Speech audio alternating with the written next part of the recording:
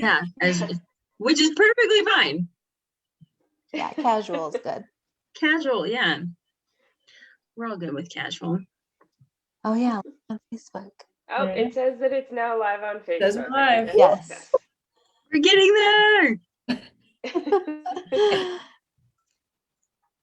Sorry for the slight delay, everyone. Technical difficulties because I am still learning how to go live on Facebook, even though I've done this a few times. Welcome to the Women in AT Uncorked chat today with our emerging settings. Today we have military and public safety, and with Dina Kilpatrick, Beth Walters, and Ellie Daniels.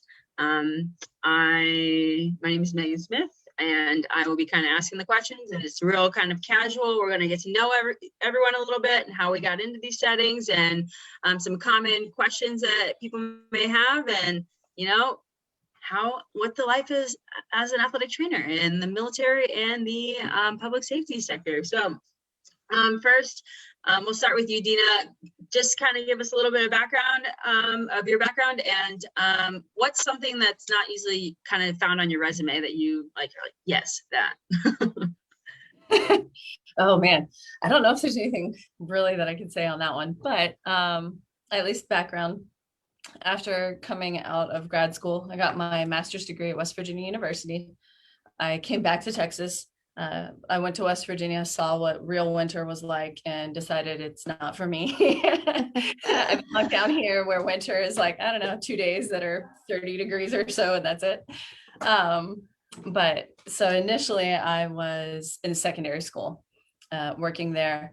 And after the birth of my twins, I stayed home, and a friend of mine was a firefighter, or is a firefighter, and he called me a few too many times for treatment, really, and said, hey, thanks, I appreciate the breakfast tacos, but why don't you guys have something like me? So I started researching. I talked to Nancy Burke. She was instrumental in helping me put together a business proposal, and I called headquarters every day for 2 weeks until they gave up and let me present, essentially. And it took us about 2 years to get the funding and get our program off the ground. But here we are now. I've been here for about 5.5 years with the department. Nice. What about you, Beth?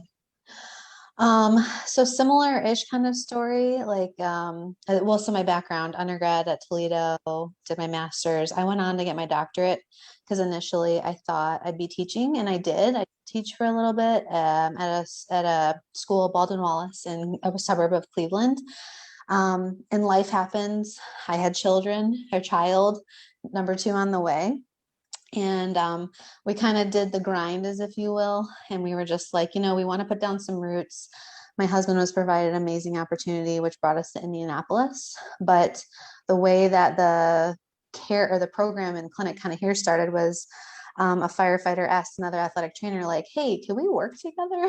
Like, we know what you do. And they were kind of friends, and that's what kicked it all off. But 2 years in the making now. And it's like, how do I want to say this? Like, it is evident how much appreciation there is. And they're like, why aren't there more programs like this? This should be kind of like a standard of care across the country.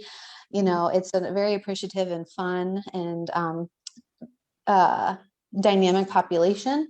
So we see fire and police though, with my company. So that's a little bit different than where Dina's at, you're just fire, right? Yes. Okay. So it's fun to kind of go back and forth, but also like, whoa.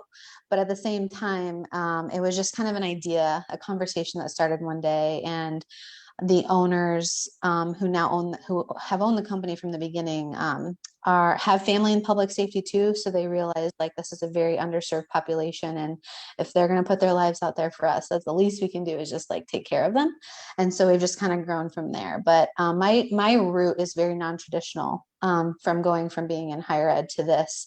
But I knew coming back into patient care with our family move, like I wanted something in public safety because my dad's a former officer. I have a ton of military in my family, and it's just a population we really need to do more with. So that's kind of how I arrived with Pro Team. Nice. Yeah. And Ellie? So I have a very non-linear story. I did my undergrad actually in psychology, and through that, and I also considered going into the military at that time. That was how I decided that I wanted to work with the military. So I did an entry-level master's, which at the time, because I graduated in 2009, it was one of a handful of programs. It was not a normal thing. And so I graduated, I did my bachelor's at University of San Diego. I did my ATEP program at UNC Greensboro. I have received another master's degree in teaching, which I will touch on why in just a second, which I finished in 2018, and start my DAT in 11 days with ATSU. So, congrats. Again, very nonlinear. So I got into the military setting as my first job, which was great. I worked at Fort Jackson, which is a basic training installation for the Army, and was on the ground. I was a battalion athletic trainer working with soldiers, and I loved it, but it was very repetitive. And I had always wanted to work overseas in whatever. That was a decision I made when I was 16 when I went to visit, and I got the opportunity. And so I got a government position and moved to Germany with working with the Army. But the two positions that I worked in while I was in Germany were not athletic training jobs. The first one, I was working with injured soldiers who were, most of them were transitioning out of the military. So I coordinated an adaptive sports program with them, learned a lot about things like wheelchair basketball and sitting volleyball, which was fascinating and awesome. And then after that, I worked in the physical therapy clinic for the Army. Unfortunately, not as an athletic trainer, because the Army doesn't still, although it's in the works, have full-time athletic trainer positions. So I was working as a PTA by title, but implementing as much AT work as I could. But because I wasn't doing traditional athletic training, I didn't want my skill sets to go by the wayside. And I found out early on living in Germany that the American high schools, or the American schools, which the acronym is DODEA, which are based in, they are on all installations around the world for all branches of military, and they host the children of active duty and civilian personnel who are stationed there. They don't hire athletic trainers. And so I started volunteering and essentially became the part-time athletic trainer for all of Europe. So I would cover the local events at the high school that I was at. I would go 2 to 3 days a week after work and cover about 45 minutes of practice, because they have very set times for practice. They were done at 5:45 because that's when the bus got there and they had to leave.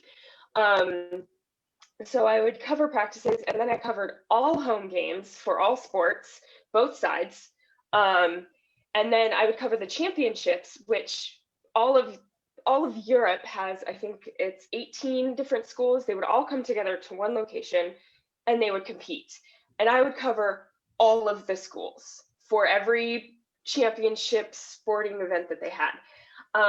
And through this 6-year process of doing that, I realized that really my passion was, and my goal was, to get athletic trainers in DODEA, because they're not a military population, but they are part of the military population. And these kids deserve just as much, if not more, than any regular stateside high school to have the care, like the best care that they can, because they go through a lot more. They're moving every 2 to 3 years a lot of times. And, you know, their experiences are completely different. And so that is what I have been working towards for the past few years. I am now currently in Belgium as my husband is active duty. and we got stationed here in September. And so right now I don't have a traditional athletic training job, but I am working in a teaching position at the high school, which opens some doors to allow me to implement things there. And I recently, in conjunction with a group of COPA committee members, submitted a letter of intent for a grant proposal, hopefully that will be approved, we'll find out soon, to basically do a research project and prove that we have value in the setting. So that, again, very nonlinear. And even for the non-traditional setting, it's non-traditional. And so kind of like bouncing off of that, like everyone's path to getting into the military and public safety obviously are kind of slightly different. You guys explained that, but you know, what is something that is unique to the setting that athletic trainers may not know either how to get into or how to just like in daily life that everyone kind of sees the day-to-day in sports every day for clinicals or whatnot. What is something that's kind of unique to the public safety or military aspect of athletic training? For me, it was learning the business side of things. You know, we all know how to come in and treat and rehab and evaluate injuries, but it was fighting for my job. In that first year, that was the big thing. Now that we're here, yay, how can I stay? How can I keep it? And learning how to pull all the numbers and the dollar amounts to show that my job not only was necessary, because ultimately it didn't come down to how much the firefighters liked it. It came down to dollars. And so I had to demonstrate the cost savings and return on investment for my position to be able to really survivability at that point. Yeah, and I can definitely echo that. We are always looking at the data to kind of prove our worth and prove our value, and especially in the workers' comp world, like how we're saving them trips to the emergency room, how we're getting them back to work faster, how at the end of the day, like the goal is to always not, if we don't have to do surgery, let's not do surgery kind of thing, just being inventive and out of the box with our therapy and using other physicians like physiatrists, because a lot of their stuff is more chronic in nature. But it is important to always kind of show value added to the program so that you can maintain the relationship with one stakeholder. It does matter if they like us, but it also is like, well, if we're costing you more money, that's not really helpful either. So, it's really just to get them back to work as safely but as fastly as we can. And they've not ever experienced that before. Usually it's like, as soon as they get hurt, they're out work for 2 weeks. And it's like, well, you can work. So we kind of bring that flair to them too, that they've never experienced, with being able to decide return to work and things like that. I think in the military setting, and I would imagine that both of you guys can also relate to this, you have to learn a new language and a new way of life. And I think that's something that people really just don't understand. And I will admit that I didn't. The learning curve is steep. Because the number of acronyms that get thrown around on an hourly basis, it will blow your mind.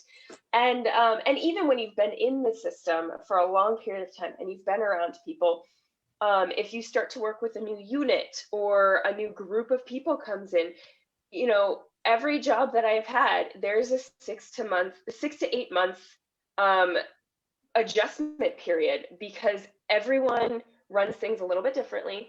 You have constant turnover, and so it can be really, really overwhelming. And there's a lot of we're used to it as athletic trainers dealing with let's say coaches' egos. I'm just gonna say it. But you kind of have that in certain levels, but tenfold, because you're working with people who are in some cases, literally fighting for other people's lives. And so they have to have a certain amount of ego in order to do their job. And so they're not always very reciprocal of change. And so it's a lot of proving yourself not only in numbers, but in just the day-to-day grind of, you can trust me. Like, I Yes. promise you I know what I'm talking about. Yes. It's so good to hear you say that, because when I don't feel like I'm like, is it just me? Like, is it, well, like a lot of our fire and police officers are military or former military, and they don't want to always tell you when something's wrong. I mean, like, to Dina's point, we can all do Therax and we can all do our eval and diagnoses, but you're just working with a different type of person. Um, it is like, there's parallels to athletics, but there's also very, very different mindset from, like, okay, they don't only work this job too. They probably have another job. And if they're hurt for this, then they're losing money here. It's like so many moving parts, families. They just went from 24 to 48 to 9 to 5, 5 days a week. And they're not going to like that, you know? So it's like these other things that it doesn't matter who you are, what your background is, this is going to be, you're going to be green no matter what. Yeah. So, That's very true, and it's a very suspicious population in terms of they don't want to be hurt, they don't want to be off for any reason. So you're absolutely right. Trust is a big thing. Coming in, they had to trust A, that I could fix them, and B, that I'm not going to take them off the job. So once that was established, then it's kind of like the floodgates at that point. They're very appreciative and easy to work with. Because, like Beth mentioned, they haven't had this before. So now they have someone on their side that is trying to help them, trying to help manage pain and everything else and keep them on the job. Whether it is fire department or, like she mentioned, their side jobs, a lot of them do have other things that they're doing that are important to them. Nice. And you kind of mentioned, the learning curve and feeling green. And I know, I mean, I'm still a young professional, but I was not aware of this setting when I was in my undergrad, or I was not aware that this was availability. Like, how do you think we can gain experience within athletic training, or even for people who are currently certified or looking to become into the military or public safety athletic training, settings? How can they gain experience so they don't feel so green? And to kind of, hopefully, I mean, I think there's always going to be that shell shock of where, going somewhere new, but what do you recommend, and how to kind of either get your foot in the door or to kind of prepare yourself, and whether it's, shadowing or something of the sort? I think that in general, the opportunity is much greater now than it even was like 10 years ago for me, because military was always talked about, but not so much public safety. Mm-hmm. But I think I actually have been a preceptor now for 3 different students. So like programs around have reached out because they too want their students to have this opportunity. It is just few and farther between. So if you're really interested in it, coming on to just chats like this. So hopefully we're getting an audience in and watching, just to be like, okay, how did you end up there? I'll be totally honest. Mine was like every star aligned great, and I ended up here. I didn't have to seek it out too hard, other than like getting on, looking at all the tactical opportunities in Indianapolis. So that's how I landed my spot. But I know Dina had to really do a lot more homework than that. She can probably speak to it much more, but I think students, like, they do need to kind of step outside their comfort zone. Their professors might not even know, and just find out if there's tactical opportunities wherever they may be, and get connected to like our WAT page so they know what's out there. I Absolutely. agree. I think, oh, go ahead, Dina. No, go ahead. I was just going to say, for military, it's even harder to find places that you can do any type of internship. And I have students email me all the time asking, hey, where can I go? Who can I contact? And you know, outside of military academies, which even that can be difficult, it's few and far between at best. And that's simply just because of all of the sensitive information that you run into when you're dealing with a population like the military and with public safety, because it's more than just HIPAA. It's livelihoods that are on the line, and the greater population. So it's not easy. And if you're not able to find that, you know, that internship or that shadow opportunity, I wasn't, you know, when I got into my first job,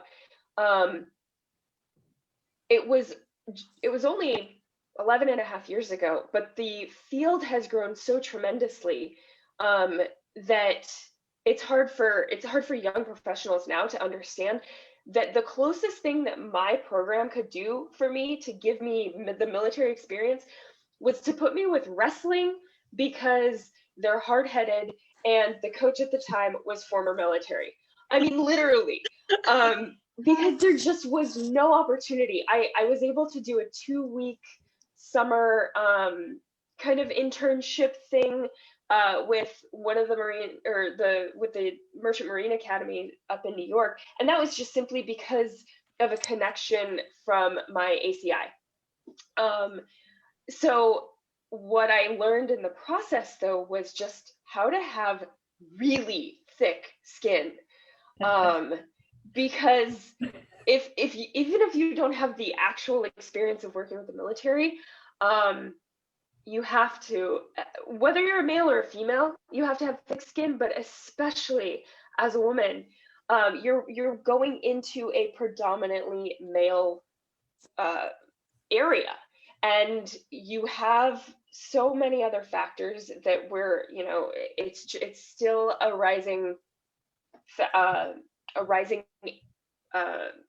setting, and just not letting things internalize, and accepting that, okay, I messed up, or maybe that person thinks that I'm wrong and I don't think that I'm wrong, so I'm going to prove it, instead of letting that get to you. I think honestly that was one of the most important things that I've had to learn along the way, but especially early on, to be able to survive in a setting like this. And I would definitely agree, especially with the thick skin part. And I have a lot of fun at work. I have, actually, let me get into my drawer here. Protection. Yeah, but there's a lot of agitation. You have to have a lot of thick skin. I'm relatively tall and very long limbed, so the firefighters have dubbed me a giraffe. To that end, there's a stuffed giraffe, a bobblehead giraffe, and like a children's book even, that are all firefighter provided to our clinic now. But as far as opportunities and training, there wasn't any. I agree. It just didn't exist. So I think athletic trainers are adaptable and flexible for the most part. And in getting into any of these emerging settings, that's pretty important. Be adaptable, be flexible, be willing to learn, and possibly to change if needed, to be able to pivot and go not necessarily with the flow, but possibly if needed. I do, just like Beth, I do have students. We have clinical site agreements with, I'm not sure how many universities at this point, both in state and out of state. Even though we're in San Antonio, Texas, we're currently hosting a student from Marquette. She's done a very, very good job. So we're happy to have her. I would show you her, but she has the day off. Imagine that. But so reach out and kind of look, see what's out there, because you never know. Maybe there is an opportunity that you wouldn't have thought. As far as looking for employment, public safety is still so grassroots that more than likely you'll have to have some hand in trying to create your position. You don't have to invent the wheel. Reach out. do your research and look for people that have done that and reach out to them and ask questions. Be willing to work for it, because, and I'll put it out there just because it's been asked of me. I'm not going to create your job for you, but I am more than willing to help you along the way.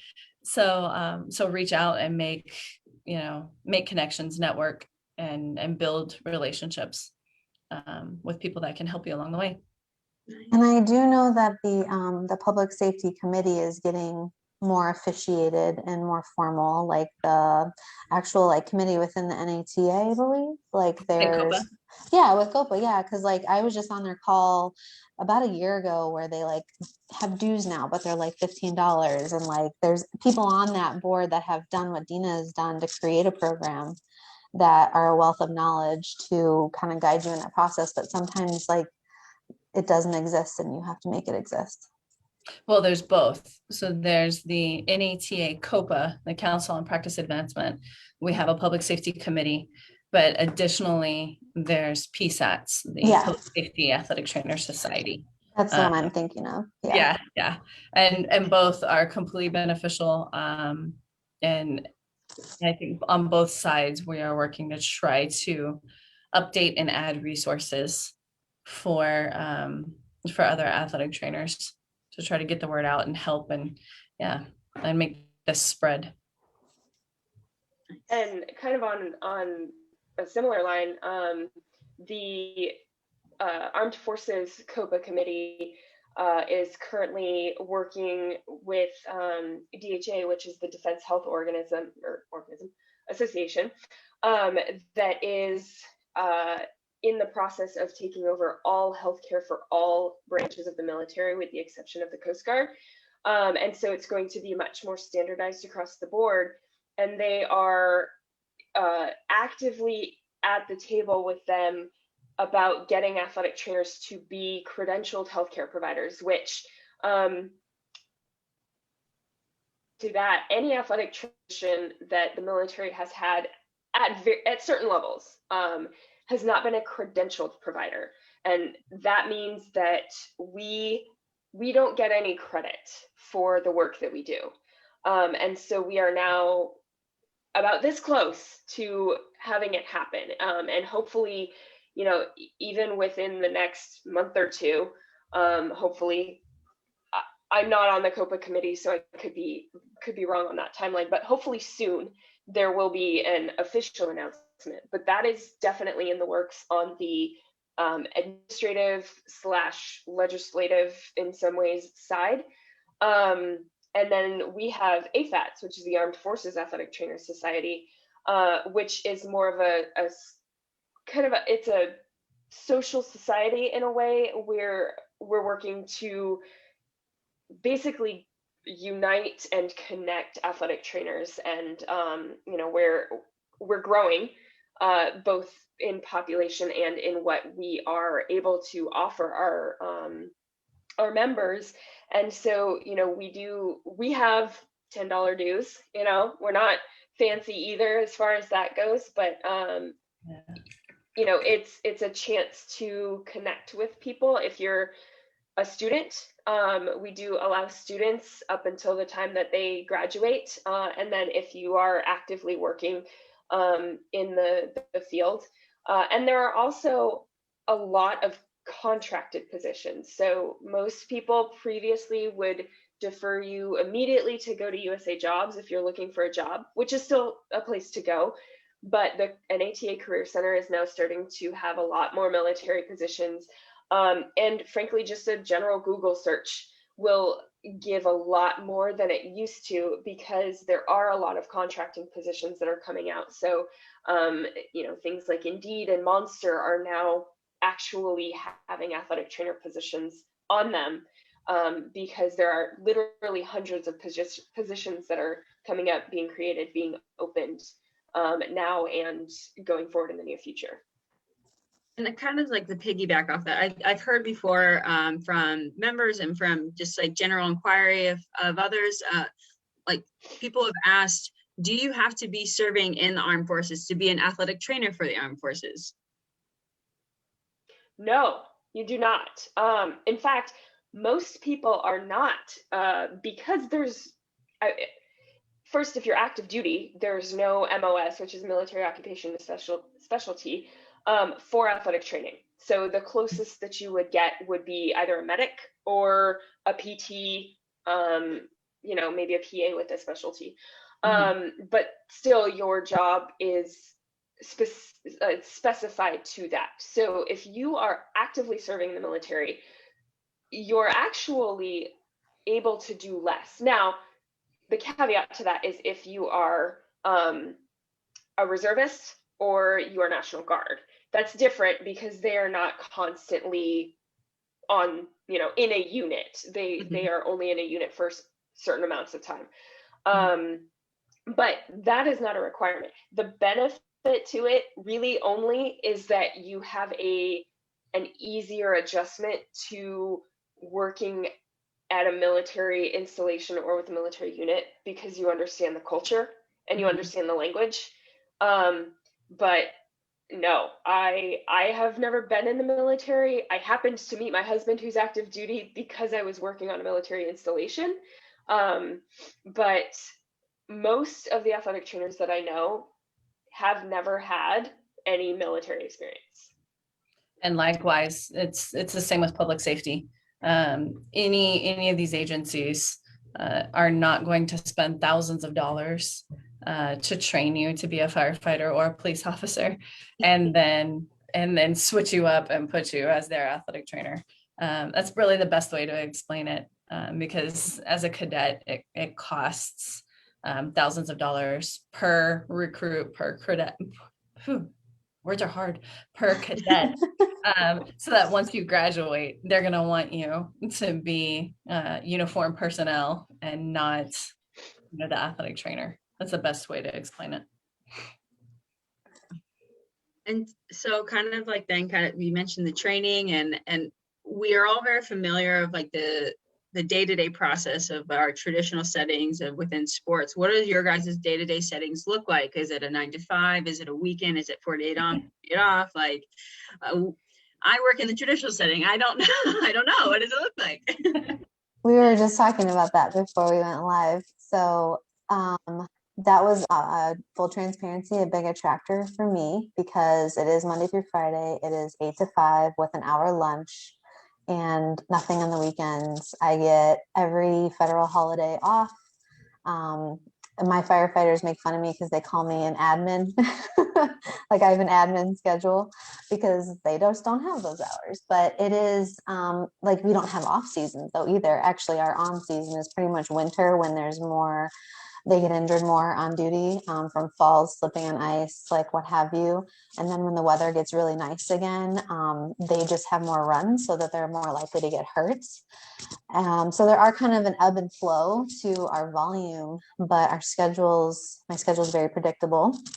And I can even have PTO for my company that offers, but we've been asked that question many times, like, would you ever, do that? And I'm sure you guys have been asked too, like if we would do a full kind of 24, but no interest at all in doing that. I don't mind a Kelly day here and there, but like I still want my Monday through Friday.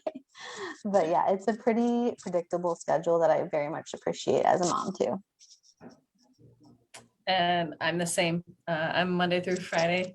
They've actually worked with me because of COVID and kids and all. So it's a 40-hour work week. I'll answer the phone and texts and emails in my off time. But it's strictly those 40 hours. Likewise, if they're doing training, a play day really for me, I may go out after hours with them if they're cutting cars or rappelling or swiftwater rescue, something like that. But typically speaking, it's banker hours. So there's no nights, no weekends. And it is definitely a pro side of things. So the military really has a wide variation. I know people who work 9 to 5, and I know people who definitely do not. when I was working at Fort Jackson, I worked 5 to 1 most days, and that's 5 a.m. In case you were wondering, because most of the time I was there for physical training, PT, which was, their workout time, and it was South Carolina. So especially in the summer, I don't know if you've ever been to South Carolina, but you don't go outside and exercise past like 8 a.m. Not a thing, because people drop. But that varied. So, a lot of times I would end anywhere from 11 to 1, and it was supposed to be a 40-hour week. Usually I'd end up working about 45. But some days, like if it was the end of the training cycle, and soldiers were getting ready to graduate, they had to do a required 10-mile ruck march. And so depending on what time of year that was, depended on the time that took place. So if it was in the winter, it was usually like evening time, early evening. And then sometimes in the summer, it would start at 10 o'clock in the evening, because again, it's South Carolina. And so it really, really varied. And I would go, I always did the training and the ruck marches with them, just simply because, one, it put me in their shoes, so I knew what they were feeling, which helped me with my job, but also it allowed me to provide care right there on the ground, rather than wait for them to come in to my office the next day. And also I was able to do a lot of preventative taping, which saved me a lot the next day. So, and there are other military units that have similar schedules. So it depends on what the job description is. It depends on what the unit does. And, it's kind of also, it depends on the athletic trainer and how much they are doing training on the ground with them versus kind of making it a more clinical setting. So, I mean, very different setting than my traditional, I work at the university level, but that's awesome. What would you say your favorite part of the job is? Honestly, I love working with soldiers. I love it. They are such a pain in the ass, but also some of the best people that I've ever encountered. And I truly miss working with them directly. But also the amount of creativity that you have to have. I love that, because, I've been in settings where I had a table and a kit and was told to be at a place and do a thing. And I've been in settings where I had a whole clinic available to me. And you just really have to go with the flow. And sometimes you're taping with gunshots in the background because they're at the range, and you're trying to keep dirt off of a foot that is, you're surrounded by a literal dirt floor, and it's just, you kind of just never know what's going to happen, and I love that part of it. I would say, yeah, it's a very appreciative group. They're a lot of fun to work with, and they're so appreciative of everything that we do.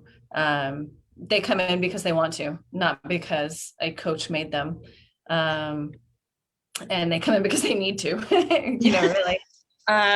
No day is ever the same. So, and that's probably my favorite question. What's a typical day? I don't know. I come to work. I know my typical hours. But firefighters are pretty terrible at appointments. We've had to improve that because of COVID. But generally speaking, it's a phone call or a text that says, "Hey, can I come in 20 minutes?" Someone was just knocking on my window. That was one of the guys, actually. That's why I was like, wait, what? And it's awesome. I mean, really, these are the people that we call on our worst days. And I mean, military, not too far away from that, we don't call them, but so there's a lot of pride that goes into it too, that I get to be the one that helps them, at least to the best of my ability. My team is 1,800 strong. And so really my kids will see a fire truck and they're like, "Mommy, are those your firefighters?" and if it's SAFD, I'm like, "Yeah, that's I might know them." No idea who's in that truck, but probably. Yeah. So that's probably it for me. Yep. Definitely echo both of those. Like it's so cool when we say graduate, like they sign a banner, we turn on like police lights because we have both here. But like getting a challenge coin or getting a patch, or because my clinic actually serves 18 different departments. So we like pull from everywhere in Indy. And it just is like when they bring you in, you're like really in with them. And it's like a sisterhood, brotherhood kind of feeling. And they've got your back, which is so cool. Cause my kid's not old enough to ask that question, but like when we're out and about and I get noticed by one of them, I'm like, it's just cool.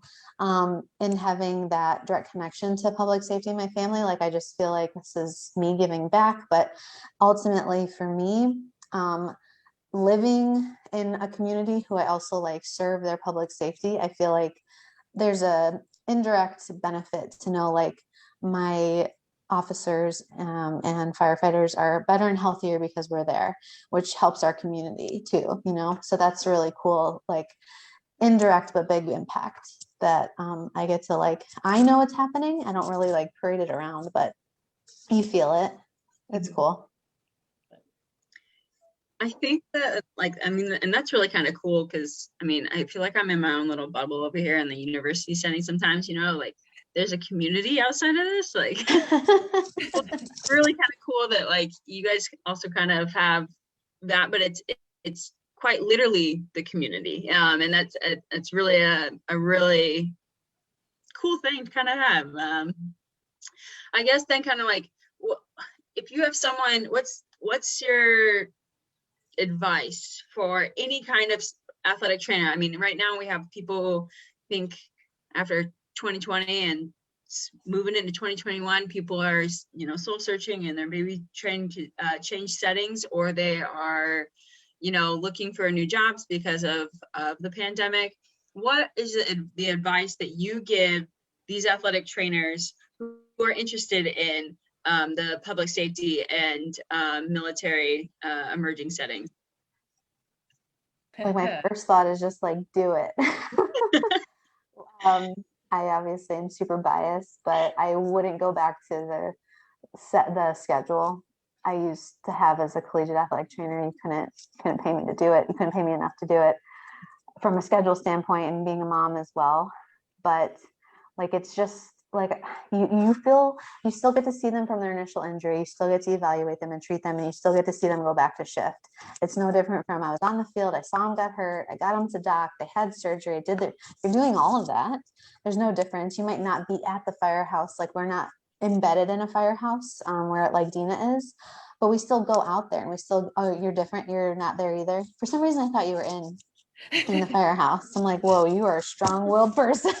Nope. That is just another level of crazy. But it's like the best of both worlds. And like when I tell people about it, other athletic trainers, even my students, they're like, that exists. I'm like, yeah, it exists. So like, just like, I can understand why there would be hesitation. Change is scary, but like you'll love it if you really are even sort of contemplating it. Like go and talk to somebody or like do some observations, because like it's almost like when you're in, like you won't want to look back. I would say acknowledge that there are hardships everywhere. In 2020, 2021 so far, I don't know that it was easy for anyone anywhere. Just across the board, all of us have had changes and challenges along the way. Working within public safety, it was different. I'm working with a population that is responding to all of the COVID calls. So, you know, initially there was definitely a little hesitation. What is my risk? Because I'm working with an extremely high risk population at this point in time. and some of the changes and things that have happened, due to that, realize that they're there. And they probably will be for every setting across the board. In answer to your question, no, I'm not at a I'm not at a station. I'm in my office right now. So we'll take a tour real quick. Are you I'm a spoiled at the kid. fire? Like, how many firehouses do you guys have? We have 54 stations across, and that's the big thing. We're a very, very large fire department. So I have a clinic centrally located in downtown San Antonio. So theoretically, I'm accessible to everybody. So I can walk out of my office. We're gonna do a little panoramic. Ding, ding, ding, ding. I told you I'm a spoiled kid. I really am. Oh, that's a decent amount of space you got there. I'm a little Oh, jealous. yeah, it's a really, we have a huge gym back there in those windows behind me. So I have rehab space and everything else. I'll go to the stations sometimes, question mark. And then other times I'll go out and do training. Like I said, I do water rescue with our cadets sometimes and with our rescue team, mostly because I used to play water polo, so it's play day for me. But yeah. So I mean, yeah, it's working in public safety is extremely rewarding. I wouldn't change it. And like Beth said, I can't see myself going back into secondary, collegiate, any of the traditional settings either. I joke with the guys because occasionally they'll ask, well, what's next for you? And I laugh and I'm like, what are you talking about? This is my retirement job. But so if you're looking at it, realize it's going to be tough, especially post-COVID. It'll be tough with budgetary constraints to create new positions. Be persistent, don't give up, and reach out. Yeah. I kind of echo both of you guys a little bit. So I would say one of the biggest things is persistence, and that's not just in trying to find a job. It's in being willing to put yourself out there and reach out and start talking to people. I got lucky. My very first job, I got exactly what I wanted, and I got into a setting that I had wanted the whole time. But not everybody's that lucky. There are more jobs that are coming up, and that's awesome, but it doesn't guarantee that you're still going to have a job, because the way that they look at resumes is very different than in the traditional settings.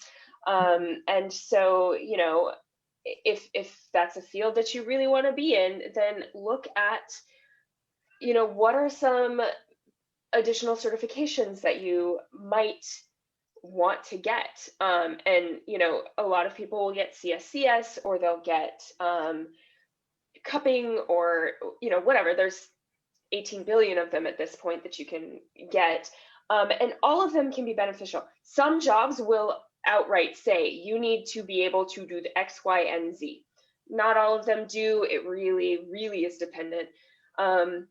And the other thing besides persistence is patience, because the government system, as much as we would like to think that it is efficient, is not. And when I was in Germany, I am not exaggerating in the fact that I say I went from one job that was across the street from my next job, and it took 5 months for the paperwork to go through. 5 months to go across the street in the same department. It was still the Bavarian medical department. And so you just have to have the understanding that if you apply for a job, let's say on USA Jobs especially, if you don't hear back in a week or two, that does not mean anything. It doesn't mean that you didn't get the job. It just means that you've probably still got another month or two before you get an email saying whether your resume was referred. And that's just how the system works. Contract positions are obviously going to be a little bit different. They're generally much smaller. But there's a lot of red tape that you have to go through if your position requires a security clearance, because there are some that do, especially if you're working with special operations. Just know that one, you have to take a deep look at your background and go, would I get a security clearance? Because they look at everything, including finances, and if you've had a really bad relationship that affected you, that can screw it up. So, things like that you really have to kind of do some soul searching before you jump in. But if you are patient and can start to go with the flow from the day that you apply for any government job, athletic trainer or otherwise, then you start off on the right foot, because just know that they are steering a ship that is bigger than any other ship that you will ever hitch a ride on, and ships don't steer quickly. And public safety is the same. It's still government. And like I said, it took us 2 years to get the funding. It's so slow until all of a sudden it's not. And then it's going. Hurry up and wait is a thing.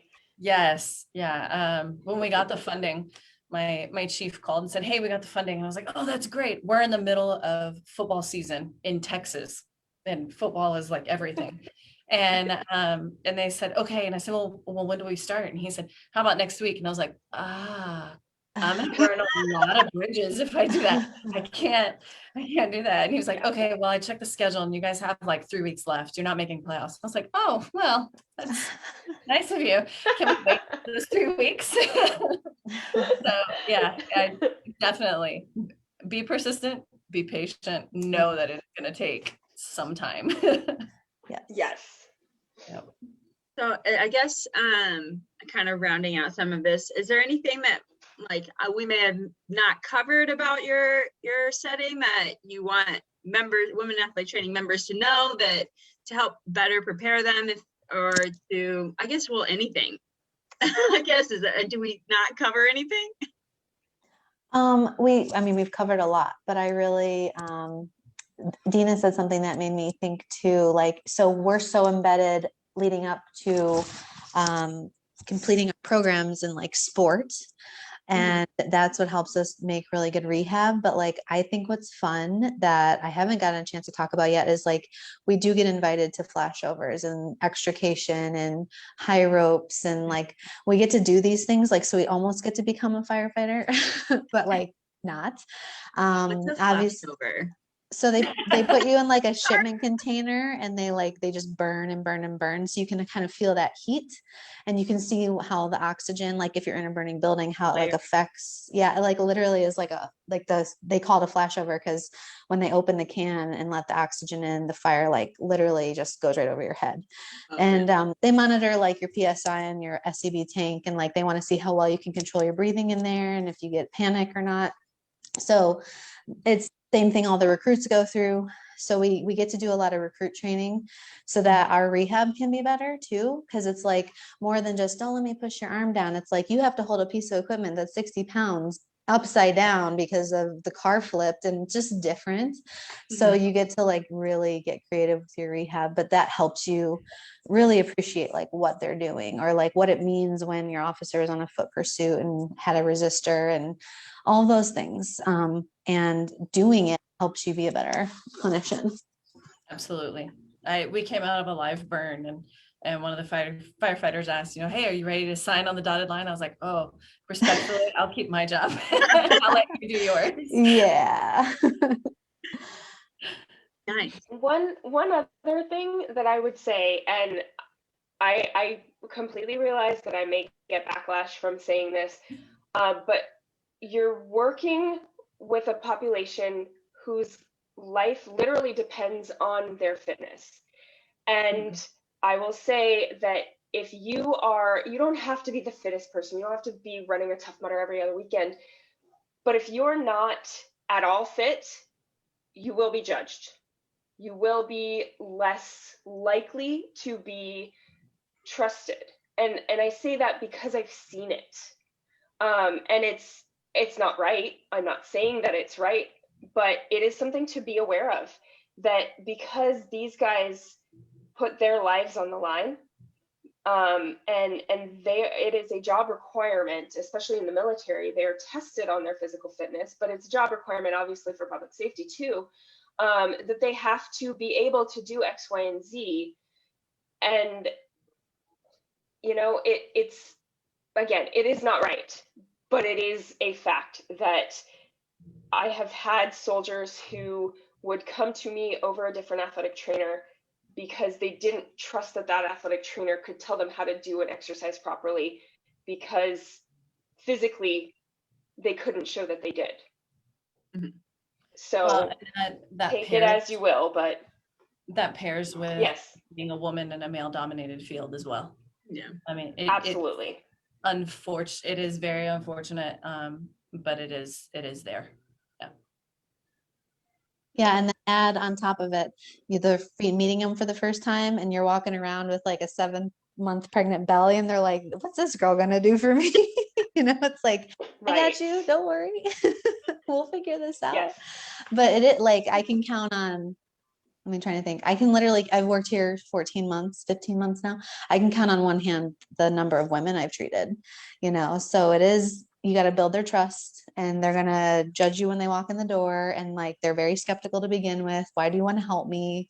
Kind of mindset. And that's just how their brain is conditioned. So that's why you just got to walk the talk and like speak their language. And that if you can say the lingo and talk to them like you're another firefighter police officer, they're like, okay, I can listen to you. That's absolutely true. And I would have soldiers, especially when I was working in the physical therapy clinic, I would have soldiers ask me if I had previously been active duty, because I talked the talk so well, because I learned that I had to very quickly. Plus, it was fun. I enjoyed it. But you know, and female soldiers and more than likely public safety, like you said, Beth, have had to fight just as hard as we do, but in different ways. And so then they are actually less trusting of us, because we're interlopers. We're coming in and we're this new profession, and we are telling these people what they can and should be doing to better themselves. But we didn't have to go through the training and the rigor that they did. So why are we getting all of this ability to trust the guys that they, or for the guys that they work with to trust us, when they had to earn it? And you know, it's a double-sided coin. They don't necessarily see the struggle that we have. We don't necessarily experience the struggle that they've had. So, you know, you just have to understand and accept that. But yeah, talking the talk and walking the walk is a huge thing. And you know, if you're going to get into the military setting, one of the biggest things that I can say that is super simple is doing something as easy as learning what the ranks are. And public safety, you probably do the same thing. You know, Google is powerful, and you can look up what the difference between the insignia for a PFC is versus a sergeant major.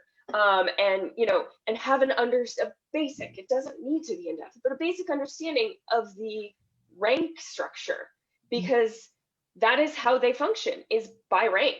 And you are not allowed to step out of that line. And you, as a person working with them, also have to have that understanding, because even if your job is not necessarily to answer to the commander, because you work for a contractor, your job is still to answer to the commander, because they oversee everyone. And so simple things like knowing the basic rank structure in the military, and honestly, this sounds really dumb, learning the phonetic alphabet will go a long way. Like, you know, Alpha, Bravo, Charlie, Delta versus A like apple, B like boy,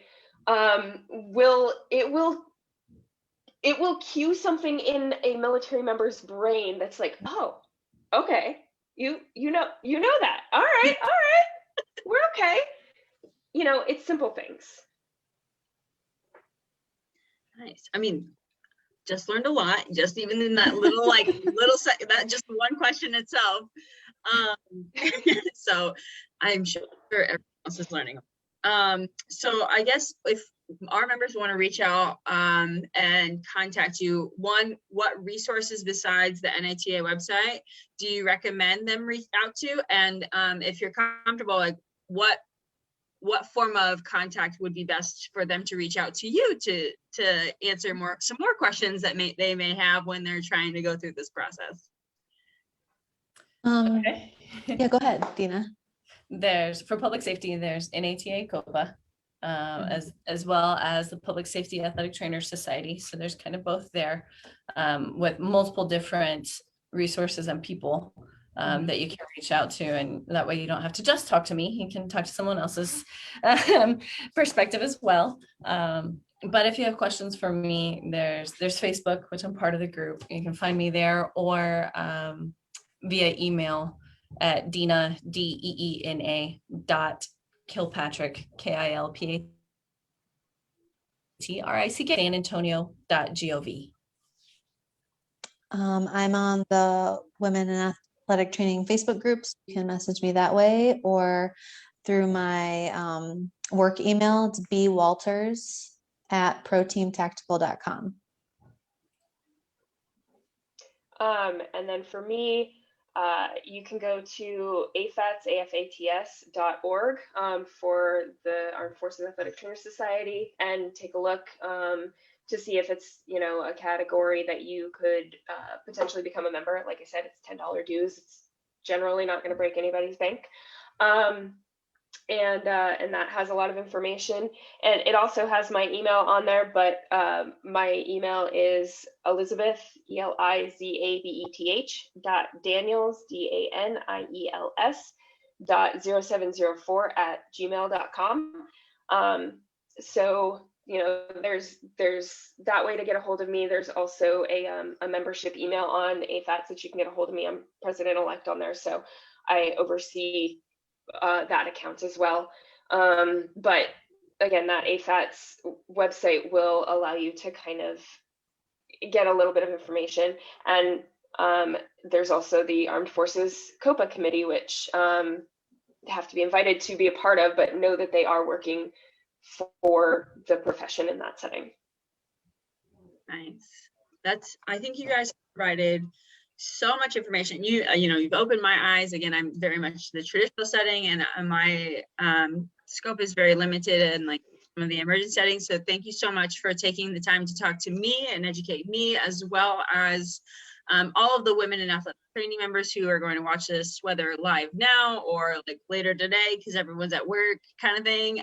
But like, I just can't thank you enough. And Ellie, I mean, I know you're in Belgium, like that's kind of like crazy, you know what I mean? Like I want to thank you guys so much for taking the time to do this, because I think this is really a lot of really good information that now hopefully is out and answers a lot of questions, and gets people, active within their communities and potentially in the public safety or military settings. It was nice talking with you guys. Yep. Thanks for inviting me. Training Month. Yes. Absolutely. And happy belated Women's Day. Yes, that too. Yes. All right. I am going to turn off the live stream now. Thank you everyone for tuning in, and we will see you later tonight for another Uncorked Women in Athletic Training session. Bye, guys. Bye. Bye.